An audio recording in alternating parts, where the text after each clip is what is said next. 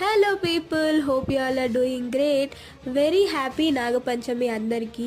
శ్రావణ మాసం అయితే స్టార్ట్ అయిపోయింది. సో శ్రావణ మాసంలో 5th డే పంచమి వస్తుంది. ఆ రోజు మనం నాగపంచమిగా సెలబ్రేట్ చేసుకుంటాము. సో ఇండియాలో ఉండే ప్రతి ఒక్కరూ నాగపంచమిని సెలబ్రేట్ చేసుకుంటారు.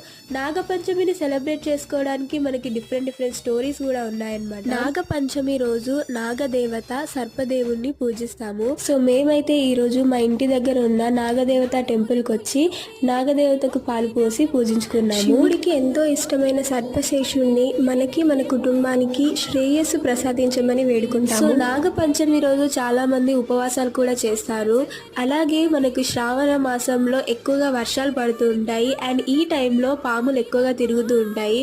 సో అలాంటి విషపూరితమైన పాముల నుంచి మమ్మల్ని రక్షించమని నాగదేవతని ఈ రోజు పూజ చేస్తాము. So that's all for this video. Bye.